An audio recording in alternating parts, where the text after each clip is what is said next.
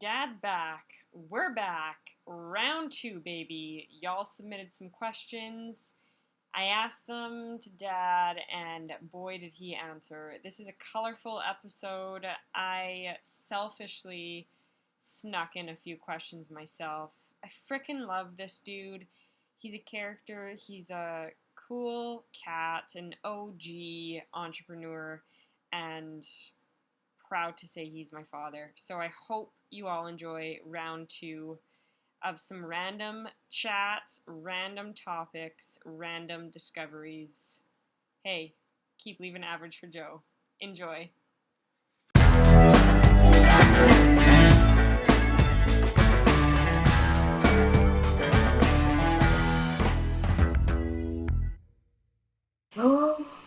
You have no idea. I literally went, he's on. I went, end recording, he's on. Can you hear me? Oh, yeah. Hi. Hi. I'm recording. It's live. Live in Miami? Florida. I took Zumba the other day, and may I be so bold, I also took Roomba, salsa, foxtrot the day before that. So safe to say, I'm ready to roll. I took the garbage to the dump. I took some 1x12 by 14s off the side of the house. I took myself to the torture chamber. I'm about to take Bo to the dump if he doesn't close that door. God I can bless hear you really well, which I'm shocked by. I can hear you. Yeah, that was the roof coming down. Oh, that's too dark. Give me 1 second. Like, come on, buddy. Studio lights. Did Tech leave studio yet, or was Techie still in? Repeat the question. No, it's all good. I can hear you really well, which I'm shocked by because you're using mic on earphones. Yep. Shocked. Anything else I can do? Hi. Hi. Bonjour, comment ça va? Ça va, ça va. Listen, it's out of my control. They wanted you back.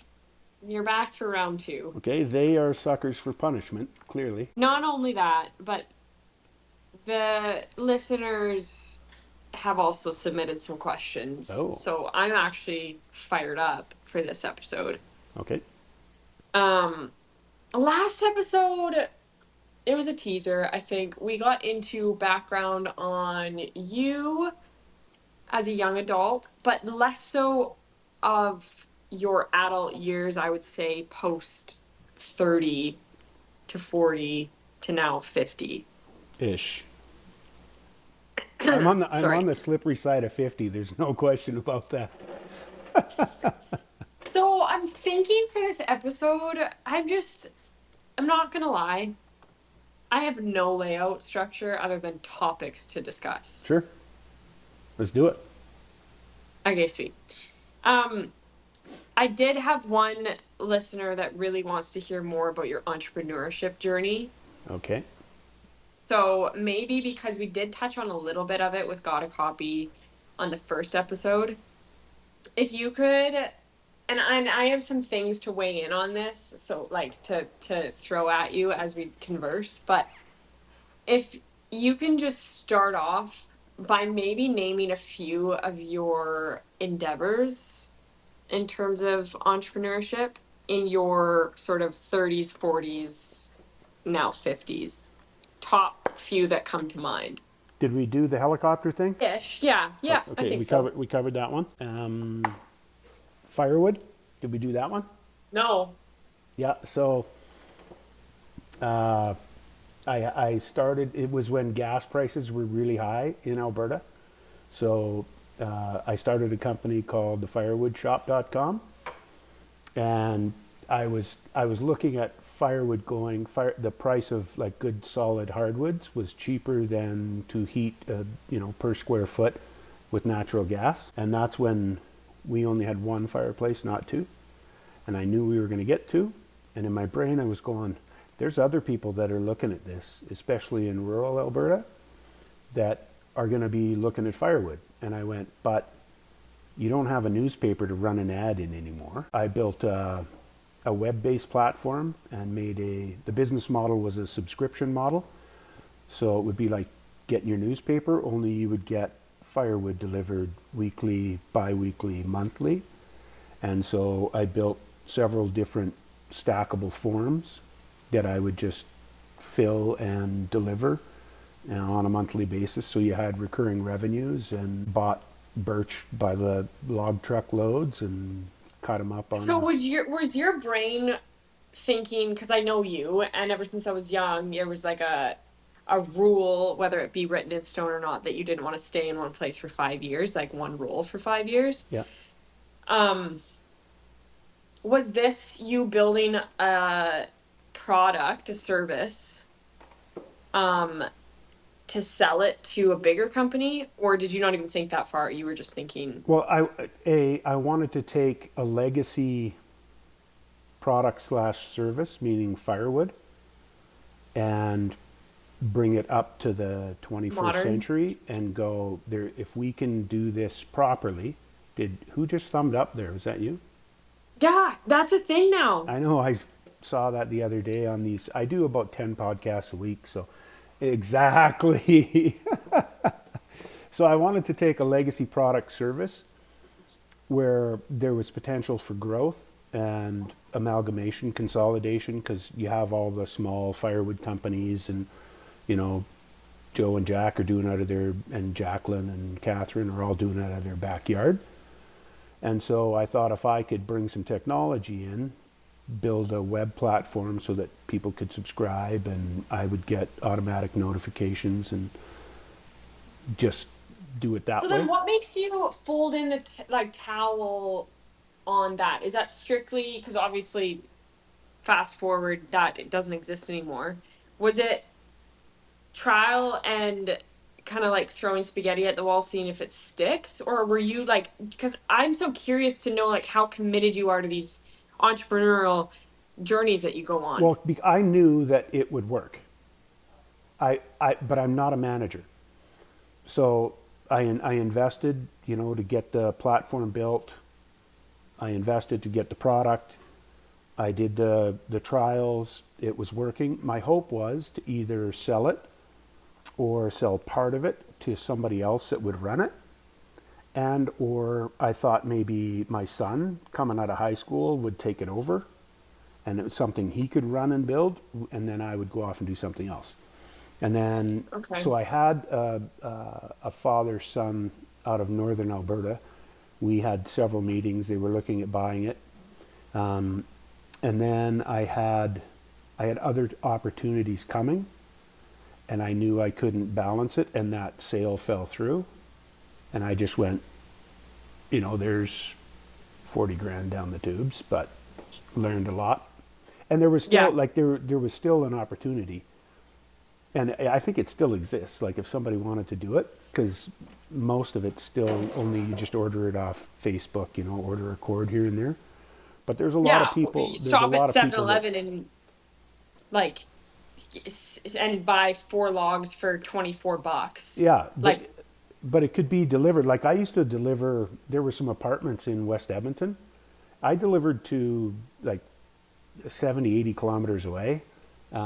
And so I would have to go up like probably 3 flights of stairs, you know, hauling everything with a dolly in the middle of winter. It was awesome. I love this. Okay, right. So interesting. And I'm gonna make a note on the sale portion of that. Curious to know more, but not to go too off of the original question, which was entrepreneurial journey and some of the sort of highlights that you can reflect on. So coming out of Firewood Shop, then what was the next one? I'm trying to think. Well, I'm like, if you're talking, because I think I went into another executive role after that. Just needed a cushion.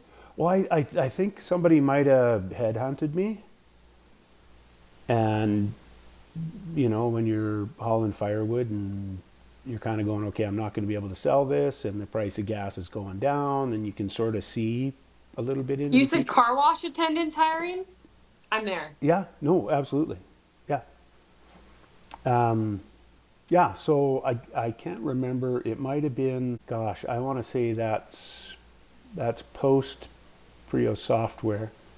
So that would have been, that was post helicopter because I worked in the oil fields for a while as a measured MWD engineer, which was, I mean, self-employed, but you're contracting. And then I think I went to I might have went to, I was executive director of the Old Strathcona Business Association. Oh yeah, that's right. Yeah. Did you like that? Okay, so I would say, safe to say, sum up, you're always either have been sort of executive roles, you've been laborer, or you've been entrepreneurial contractor, scaling, trying to grow a company, and then whatever comes from that comes from that. In those, and maybe pitch in there, like I would say those are your three buckets that I've seen you explore. Yep. Yeah. And but Would the I need to see progress. You know, so like as an executive for hire, I would generally go in as, you know, a company needs to turn around. Either something's happening in the industry that they need to adjust to, or they've been just floating for so long and it needs to change, they need to grow. So there's specific metrics they need, like a CEO or whatever, an executive director, to take the company from where it is to where it needs to go. And then that's me. Like once it's where you need it to be, I don't need to be there. I don't want to manage anything. I don't want to have regular meetings to talk about meetings. I'm not your guy. Stuff's got to be moving. Okay. This kind of leads me into, okay, so coming out of that then, there's definitely more, because the firewood shop was what, like 10 years ago, 15 years ago? That would have been 15 or more, I think. And so there's been other bits. There's been Maverick or DJ, the drone footage, which I know you talked about briefly. Sorry, yeah. I ran I'm fully certified nationally under the federal government to plug. No, I flew. I had a company that flew drones that did both like promotional videos. I did all the editing, all of the flights, everything for some of the large energy companies in Alberta. And then I had a company from out east that contracted me to go and do inspect wind turbine blades.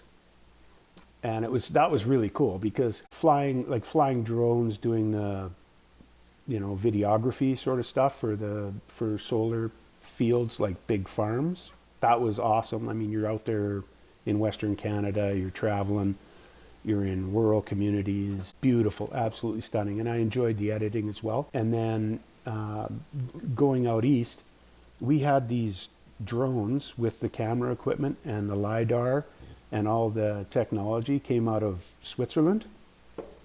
And I'm flying, it's a $250,000 drone. Like, I was shaking the first time. Because we got out there and, yeah, natural salts, no aluminum on this guy. No.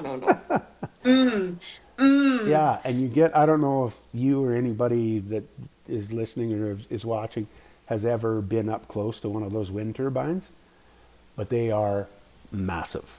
They are turbines. Oh my, like the blades on those things, and you have to fly within, I don't know, less than 3 feet of the blade on all sides. Yeah. And then you have to learn how to operate the turbine so that you can turn the blade, stop it, fly it. And I ended up, that company out of Switzerland, so they do this equipment all over the world. And I ended up breaking the international record for getting the most number of blades done in a day. Did you reach out to Guinness, or do you need me to do that? That's sick. I had no idea. That's awesome. I'm sure it's been broken since then. But yeah, that's awesome. That was fun. So I spent a couple of months in southern Ontario flying wind turbines with the drone business. Yeah. Okay, let's do one, maybe two more if there is, because that's ridiculous. It's comedic, actually. I'm not gonna lie. What? You've lived so many lives. So drone footage and recently, and we're jumping over a few, but I actually do want to know because I like where your head was at with it. You briefly went into, first of all, this was years ago, but you kind of re-explored it, was the oxygenation or the ventilation of a hockey stick, knowing when it's about to snap or not, Oh based well, on a light that would go off. if anybody's ever watched a hockey game, there's a point in the game where, usually in the playoffs, where somebody's shooting the puck and it's clearly going to be a goal and it's a game winner, which is a game changer for the franchise. It's a game changer for the player, and the stick snaps. And I kind of went, there's got to be a way to know in advance. So yeah, so back in the day, I developed a way to pressurize the inside of the stick, and you would have a visual indicator when the stick was cracked, so you wouldn't go onto the ice with a compromised hockey stick. And then as technology got better, I applied for the patent on that, got patent pending. But then as technology went on, I developed, it's a Bluetooth enabled sensor that can tell either the internal pressure or the vibrational structure of the stick itself has been compromised, so that the equipment manager would know on the bench when that player came off, like replace his stick, so that he or she doesn't go back on the ice with a compromised stick. Yeah. Did you get a team to run a pilot or no? No, I couldn't. I went, I shouldn't say I couldn't. I guess I didn't do everything I needed to do. I approached the big companies like Nike and Sherwood and all the stick manufacturers, and they just ghosted me. And I ended up talking to the equipment manager for the Bears, the Edmonton Golden Bears, or University of Alberta Golden Bears. And I got through once to the equipment guy for the Oilers, and they were like, which because I suck at selling, which is why anything I've ever done, I always have to bring in a salesperson, like, because I'm not your guy. Yeah, you can't pay enough for those. Yeah. Trust me, that's coming from a place. Last one then, before we move on off this topic, is your most recent, at least in my, it changes every day, but my at least one that I'm aware of is grip on powerlifting. For the barbell dumbbell grips. Yeah. Just so happens. No kidding. Oh my God, is that LSA? Yeah. Yeah, so it's let's hear it. Well, just like because I don't spend, like, I don't use when I work out, I don't do the dumbbell barbells. I do the dumbbells a bit, but I don't do heavy weights. But I was watching the people that do, and when they have their wrist straps on, and they have to, crank it to get it to tighten up, and I'm like, why is that so complicated? And so I just invented and applied for a patent on where you just slap wrap, like the old, you probably don't remember them, but they used to have running bands, like for runners. The accessory of the day. Yeah, and they would be neon or whatever, and you would just slap it around your wrist, and it would wrap around your wrist. And so I just went, why don't we just do that and you just slap it around the bar and grab it. Rip and grip, baby. Rip and grip. Is that a tag? Is that a trademark? Legit. Okay. Did you apply and get approved yet? I got patent pending. Which is news to me. Yeah, well, because patent pending gives you a year, and most people think, well, if you don't get it in a year, you're screwed. It's not true. You can just refile your patent application, and you will continue to have patent pending. So you will have your patent application start date, and you can go on into perpetuity, so you'll never lose that original date. And then when it comes down to it, if you have an investor or you have a company that's interested in it, then you'll file the full patent application, and that's where a lot of the heavy lifting goes in, and a lot of the lawyer and legal costs come in. And so there's no point in doing that until you can take this to market or you have a feasible backing to do that. So, and don't expose too much if you don't want to, but I know you, and you start things and then you might not finish them. With this one, are you gonna see it through, or do you kind of have you seen some sort of hurdles that you're like, yeah, I don't have the energy to get over that hurdle? Well, we're in full renovations here. Winter is coming. Dots, winter is coming. And so we got a deck to get built. We got a house to be painted. We got fascia to be replaced. Yeah, so winter is coming. Patent applications are in. Okay, that's all I have to. That's all I have to ask. Yeah. Cheers, patent pending. Okay, blows me away every time, but it's yeah. Listeners also meant to say I've been switching over to video in the last few episodes, so you do have the opportunity to be scarred by this FaceTime I'm having with my father. God, But it's there. It you on think I'm my going to end. scar them? On my end. On my end. We are literal identical twins. So whatever you feel, I feel. Okay. Okay, moving on. Next topic. Also, I hope this condo has fairly good soundproof walls, because there's hours of the day where I probably shouldn't be listening to some things that I listen to. But anyways, I haven't seen my neighbors yet.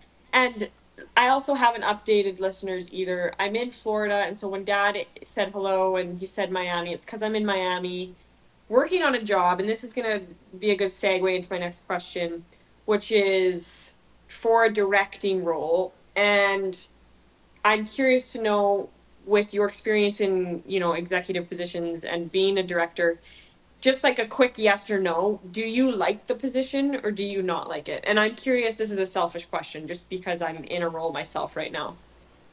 Well, I guess one of the common threads for some of the things that I've done is, like, I'm not big on authority and I'm not big on really strict structure. So being an entrepreneur allows me to just sort of be responsible to the customers, the clients, and the employees, which is cool with me, because if I can get that right, everybody wins. When you move into either like another privately held or an NGO, non-government organization, not-for-profit, you go from having customers and employees as your accountability to having your employees, your customers, and you have 12 to 13 bosses, because you go to reporting to a board of directors. So you literally have 13 bosses. Yeah, I'm already seeing it, like how it plays out in organizations. I mean, I've been a part of a few, but the last couple years of my life has been me, myself, and I, period. End of story. So it's been interesting. And this morning we had our first interviews where I was on the other side of the table, being sort of fly on the wall still, because I'm very much still in the learning process and training of the directing role. But with cruise ships, there's dance captains. Sidebar, I'm leaning in so I can hear you better, but I have earbuds in. Hi. I was going to do a joke. I'm not going to do the joke. That's just old man move right there. Hi, I'm Dim. sorry, what did you Hi, say? Dim. Hi, Dim. No, so we were conducting interviews, and it was actually my first experience where I didn't have to say anything. I was just an observer of a situation where it felt the energy in the room was just so, I just wanted to wrap my hands around the interviewee.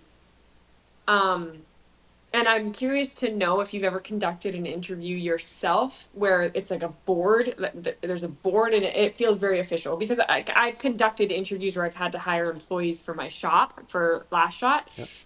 And I like you probably in many ways, I don't hold myself to a higher standard. Like I'm not presenting myself to be somebody that I'm not. So the interviews are fairly free and enjoyable. This is me and you. Let's do this. Yeah.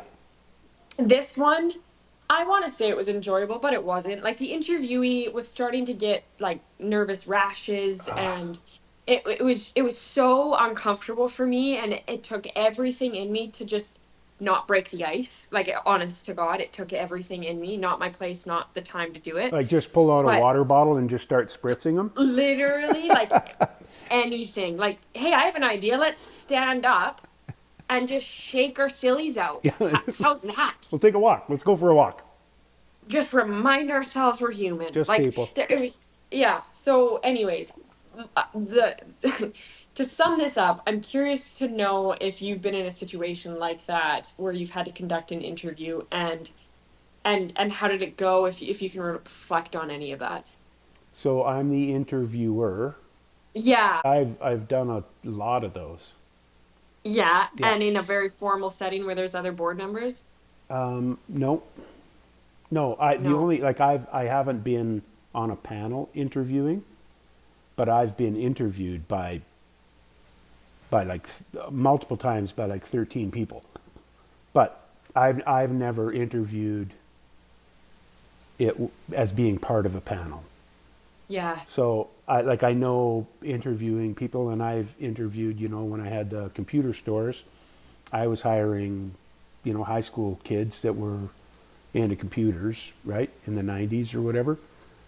And you could see, of course, they're awkward, it's their first, maybe second job or whatever, those types of things. And then, further up, you're recruiting and interviewing directors, like regional directors that have, they'll have, 500 or 600 people they're responsible for in a certain province or whatever. And you're like, if they're nervous in an interview, it's over. Like you're not going to make anybody feel comfortable if you can't make me Yeah, feel yeah, yeah. comfortable. I come in Yeah. feeling pretty comfortable, and I'm low key. Yeah. So, but It's I've never been a panel member. To interview somebody. No. I didn't like it, and should the opportunity come again,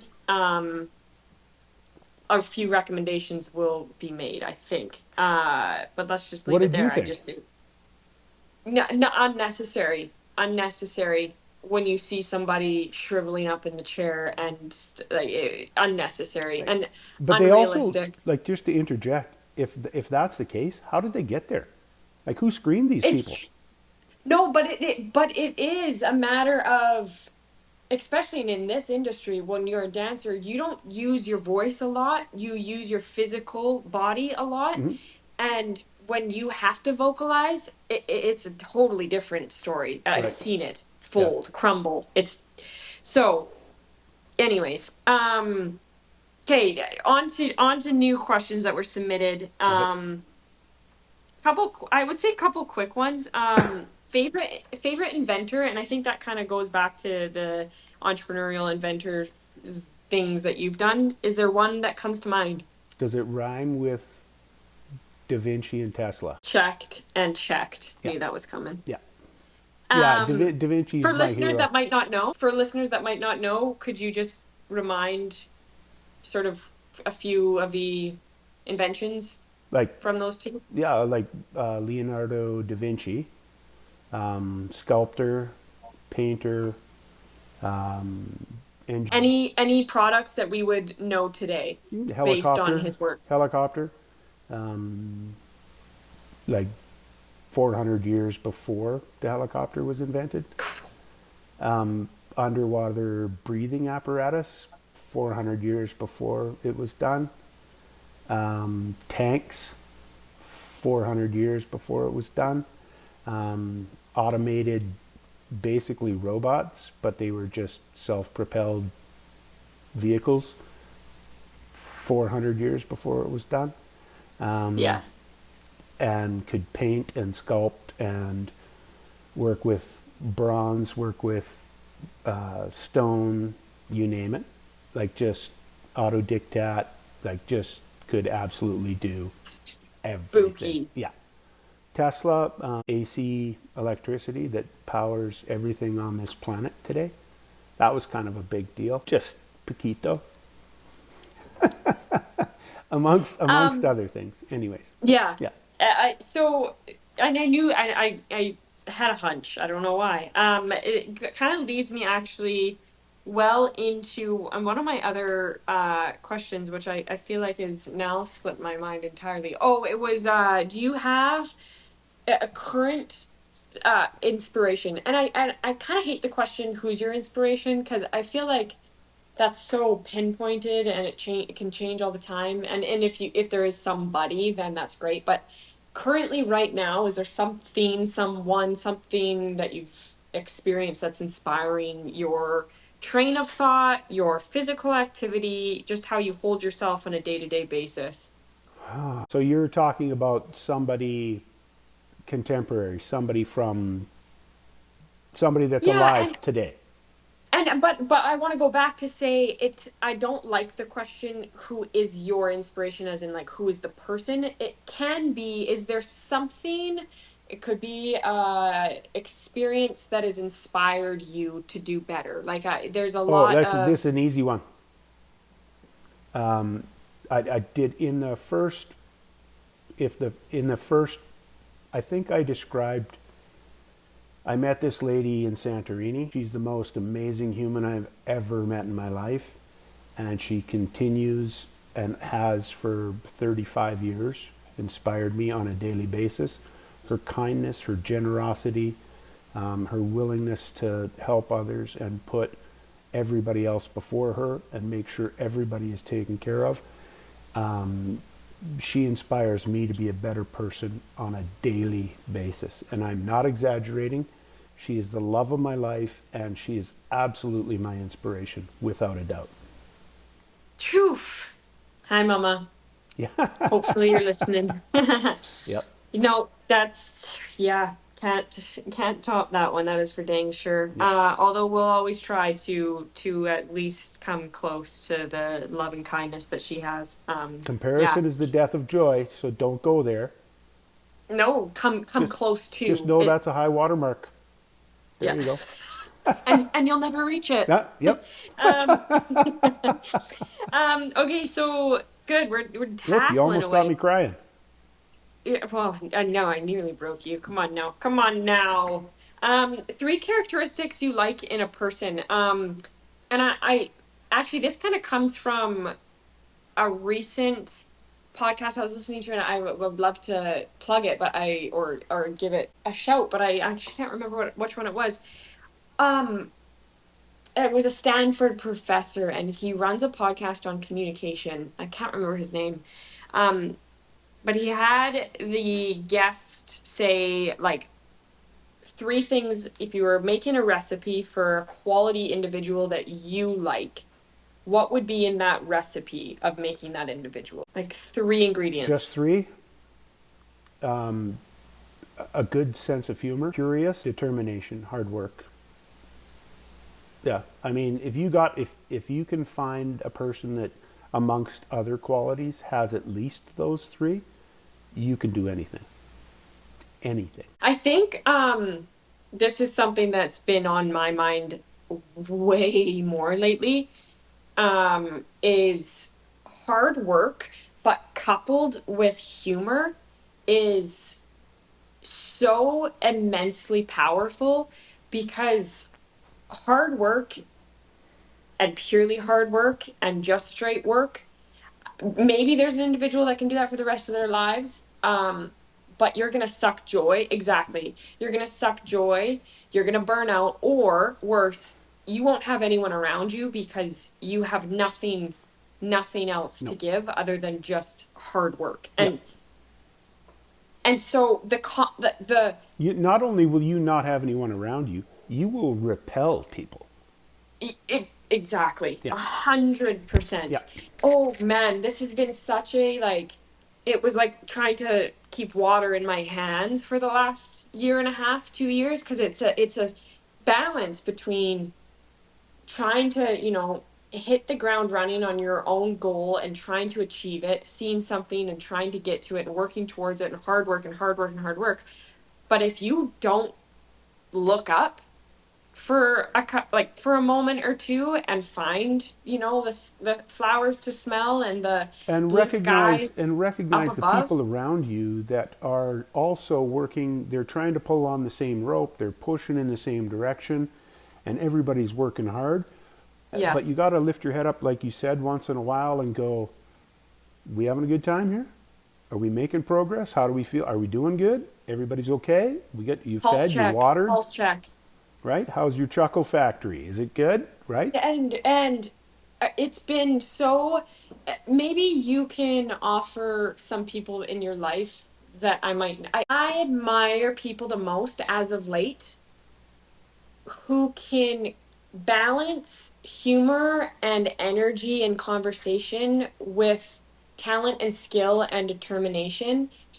That to me, when I see somebody that has those, I'm literally like, how? Teach me, because that is my goal. Like, you have somebody that steps into the room, It's a trifecta. somebody, It's a yeah, trifecta. it, anyways, I think I dug a little deep there. Whoa.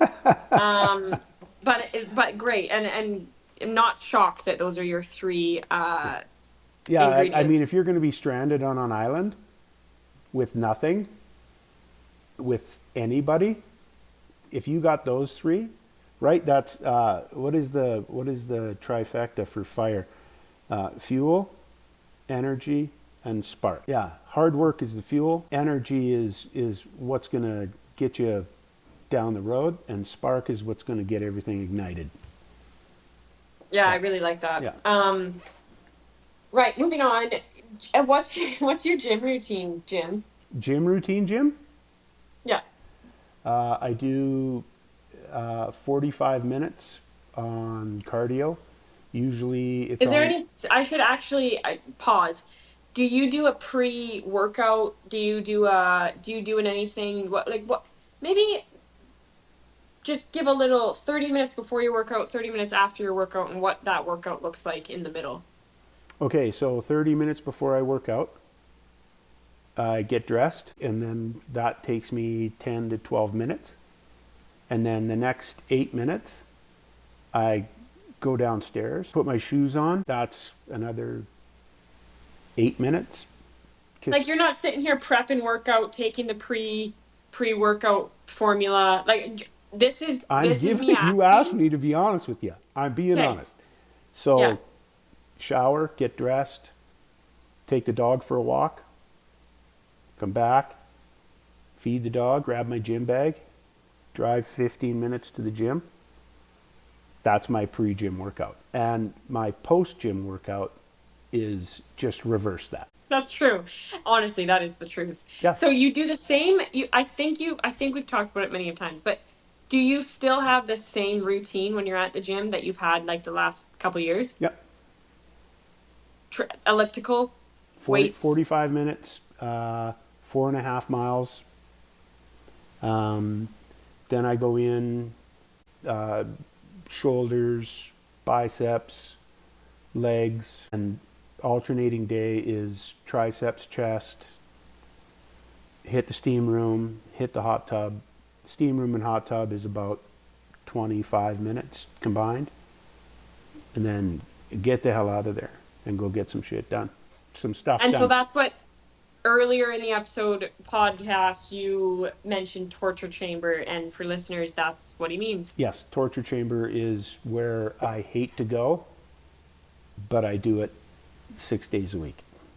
Okay, and so this is going to lean really well into next question, which is, how was your experience? Because being a little vulnerable here, you don't have to talk about it. If you want to pass it, that's fine. But I would say maybe 4 years ago, like, health was severely declining. Hmm. Oh yeah. Severely. Oh yeah. I was What debilitated. what what happened?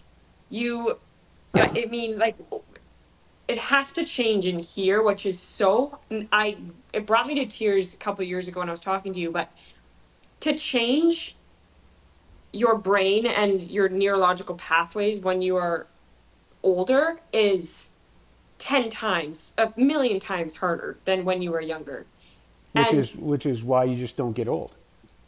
well, done. See you next week, same time, Briggs and Co. Yep. What was it that went off? Was it a switch in your head? Like you went from smoking, like drinking beers to no. Eating poorly, drinking beer. I smoked for 40 years, more than 40 years, and it was weighing on me. And I have osteoarthritis. I have rheumatoid arthritis. I still have it. Yeah, I was going to hell in a handbasket, right, Chicken Willie? And so I think I know, and I had asked you it because a couple years back I was like, I don't know how you did it. Like two different human beings at a point in your life where you shouldn't see two different human beings. Like you see that change in your 20s usually in a human, not in your 50s. It's not what normally happens. So what was it that sparked that? Well, you're in pain 24 hours a day. You can't sleep at night. You literally have to, and I'm not exaggerating, crawl to the bathroom because your joints are so swollen, so inflamed, and you're in so much pain. I have to roll out of bed onto the floor and crawl to the bathroom to just urinate.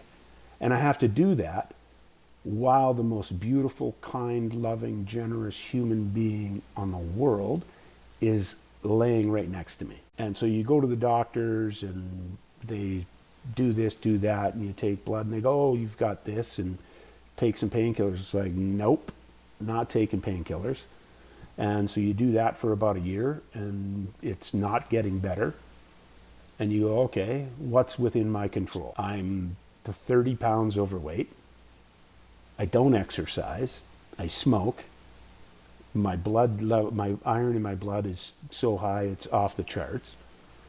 And I just went, and with your mother's help, my wonderful, beautiful bride, we went, okay, let's fix this. And she goes, okay, we'll fix this. And so she helped me with, just eating the right meals, and I had to do the other heavy lifting, which was I had to get my ass out and do something and quit smoking and go to the gym. And was there a specific, did you do the hypnosis therapy? Did you do cold turkey? What? Nope, just cold turkey. But don't get me wrong, I tried quitting smoking several times. Yeah. And what changed this time around? Just your commitment to the end goal? Well, I think because I'm not the smartest, this is the saying, I'm not the sharpest tool in the shed, but I'm still a tool. So, there it is. Yeah, so this time I had some extra incentive, and it was much more visceral.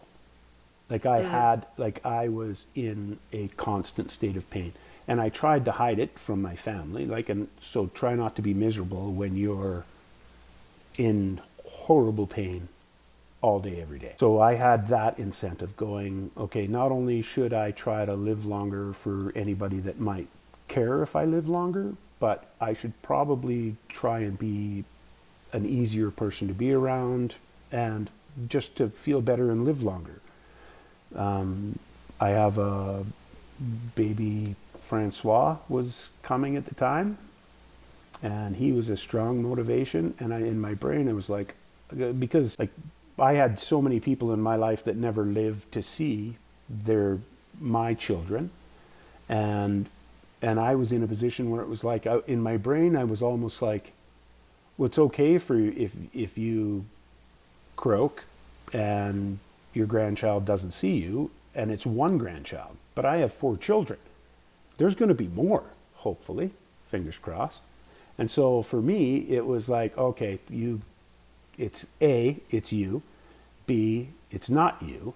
C, you want to see those little suckers at Christmas time. You want to see their 1st, 2nd, 10th, 18th birthday, weddings, anniversaries, graduations, first ride on their bike, first time they swim a lap in a pool, like all of that sort of stuff just sort of all comes flooding in. And you're going, the only thing, the distance between me and that point is me. And I know what I've done in the past and what I'm capable of. This is a no-brainer. Yeah, it's Peter Attia that I think might have coined it, maybe not coined it, but is definitely the one that you see on the headlines lately, who just is medicine 3.0, which is the preventative care and taking care of your health and wellness, as opposed to, you know, hey doctor, I have this happening, what's the prescription? No. And every time, like when I would go to the doctor, God bless him, it's like, what do you want?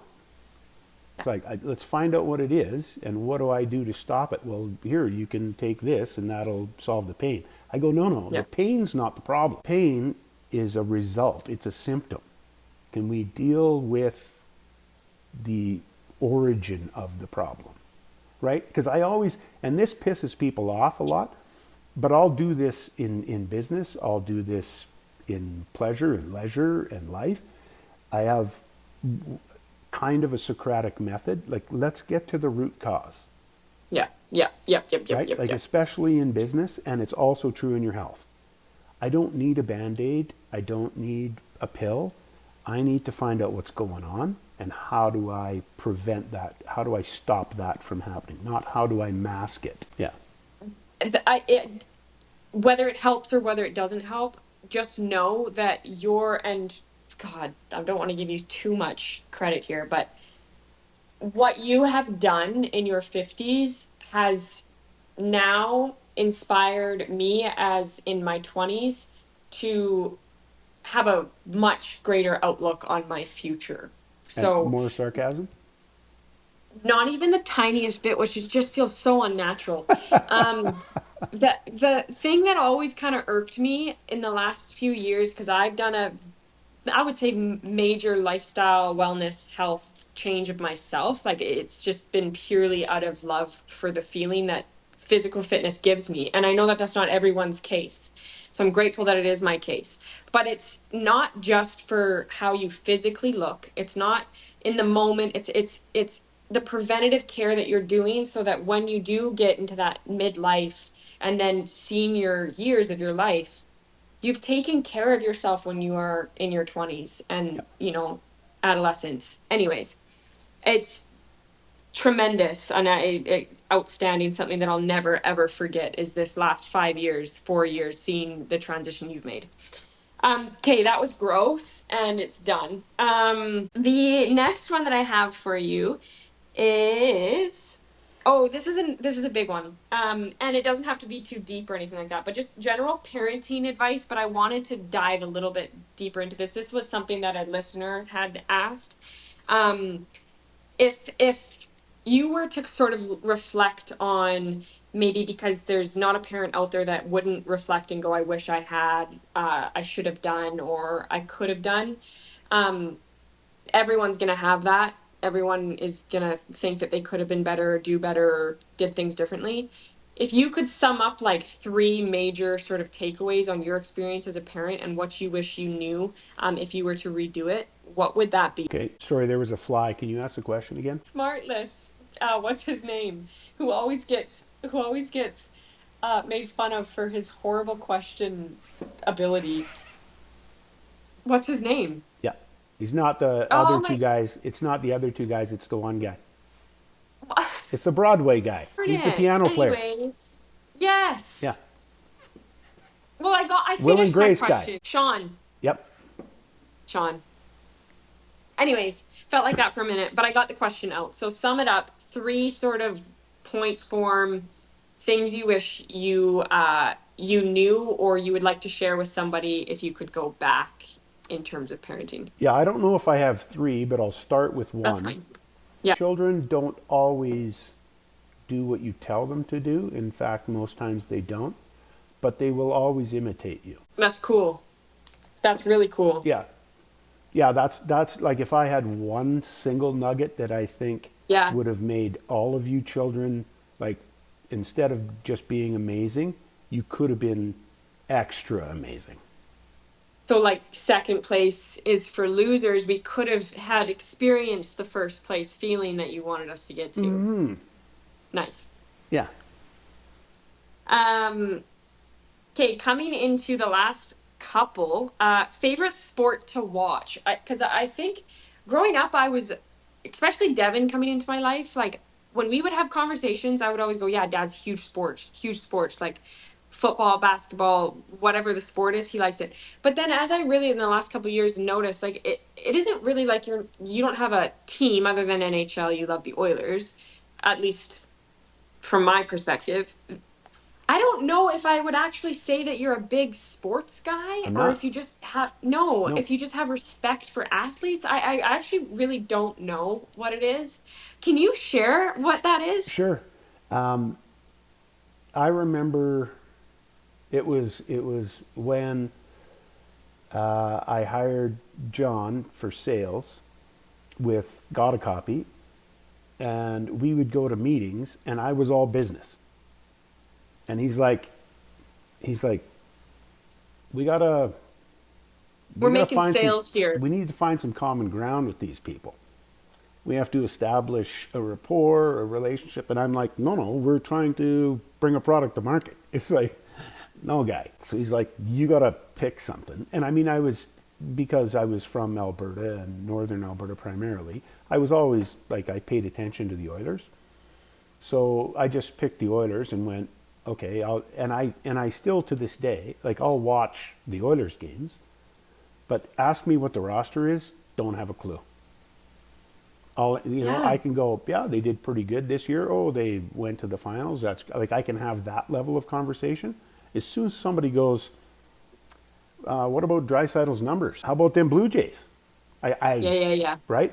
I don't know. Like I literally, perfect example. Walked in. I don't know. Your mother and I were. I don't know where we were. We were in Canmore, I think, and we walked through the restaurant past the lounge. And some guy came up to me and went, because I looked at the screen, and he goes, so how do you think they're going to do? And I think it was a baseball game. And I go, who?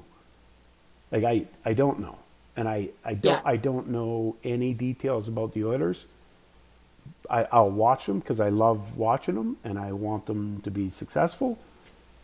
I don't know anything about is there 16 teams in the league? I think there is. Could be more. I don't know anything about them. So just having a general idea of the current sort of happenings I in watch, I, sports is I kind of what watch, you do. I watch the NFL because Smitty and I, we bet one. So depending on who won darts on Wednesday night, Thursday night, the guy that won picks Thursday night team. Then the alternating guy picks the Sunday night team, and then the other guy picks the Monday night team. And whoever wins 2 out of 3 the other guy has to buy him a lottery ticket. And we just split. If we win $10, we get $5 each. But So you're doing highlight reels. I don't, Yeah. go ahead. Who's the quarterback for the Denver Wild Blacks? I don't know. Come on now. Not your guy. Yeah, I knew it. I shouldn't say I knew it. I always had this thing. I was like, he's a sports guy, but he's not, and I don't know how to explain it. But it is the perfect way to explain it. Is you know just enough to get by and nothing more. Sports fan with Um, benefits. That's it. That's it. um, okay, well, that's mostly wrapped up all of sort of the major topics that a lot of listeners wanted to hear. I'm now curious. This is a couple personal questions from me. Um, what you're in your very very young portion of your life, and I'm curious to Nope, I'm on know the slippery side of 50. what what is it that's going on like in your head, because you've had such an eclectic life so far. Hmm? I personally, I think I'm on a very similar wavelength as you, where you're curious, you're interested in humans, and thus why I have this thing that we call a podcast. Um, and I feel like I've transitioned from careers a fair chunk in the last few years. At your point in your life, are you still as motivated or as curious, or are you more, are you less? Where do you see the next chapter? And I know that there's grandkids in the picture now, so if I may be so bold, I imagine that's a huge chunk too, but where is your mind and your heart Well, in the future? I heard or saw a graph about what happens to people's creativity over age cycles, and it was probably 20 years ago, and I'm like, no, doesn't apply. And so I feel there are times when my brain feels dull, where I'm going, am I part of that graph? And then that inspires me to go, you're not part of that graph. You're the part that brings that end of the graph up a little bit. So there is some things that I would like to do some more art, some more sculpting. I would like to get like a couple more pieces out before the train runs off the tracks. And I can feel that mentally I'm starting to slip, and I mean cognitively, like I can tell my memory's going a bit. I'm not quite as sharp as I used to be, but the creative Bugger. nucleus, that bit of energy is still there. So I want to do that, but I also want to be able to be productive. So I'm going to need to find something to do so that I know I'm contributing in some way. I don't want to be. I can't turn into a sports fan. Like that's not going to happen. Like if you ever catch me sitting around watching golf, whoo, there is a gun barrel not far away from me, and I'm going to be tasting blue steel pretty quick. So I gotta, I do still have it, and it's in there. And generally for me, summertime is the creative part. Is I'm twisting trees. How can I make trees grow in a different way? Like some people just trim the hedges or trim the trees. No, I gotta bend them and wire the branches around so that they twist into something. And I know it's going to take 5-10 years before anybody notices, but eventually somebody will go, how did that tree do that? And it's like, well, about 10 years ago I started twisting it. You know what I mean? So summertime I work with that sort of stuff outside.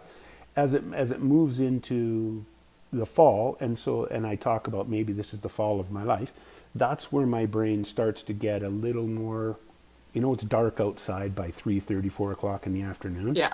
right? Yeah. And I have 6 hours to kill before the hockey Yeah. game starts, and the forge is calling me, or the Yeah. welder's calling me, or maybe there's a piece of stone.